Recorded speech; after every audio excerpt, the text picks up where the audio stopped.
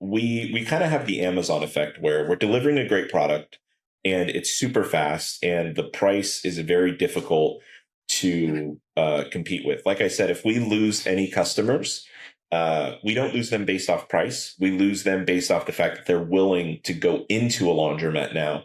And we can't compete with that. That's not our market. So the decision, and how we did that was I'm very big on, it's kind of a different philosophy than most business owners.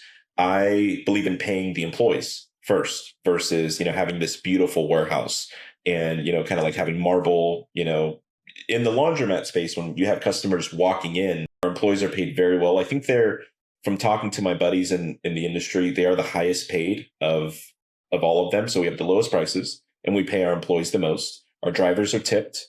So it's a very good paying job. We don't have a lot of turnover. So ours is nowhere near that. And we do more volume than them. So when I first got our shop, everybody was like, this is too small. Like you're gonna outgrow. I said, no, we're gonna be logistical and we do utilize a storage space as well. But I would say to some of my competitors, my lease and kind of stable expenses are a fraction of what they're doing. And that's helped us make sense of the pricing. And again, like what I love about this, and my apologies for mishearing, that was probably on me, not on you earlier, but I love, thank you. First of all, I mean, for explaining all that and your philosophy behind the pricing, because I think pricing is like the big hot topic and the big unknown for a lot of laundromat owners. And it's a very tricky topic to navigate for people. And especially as like we've been seeing,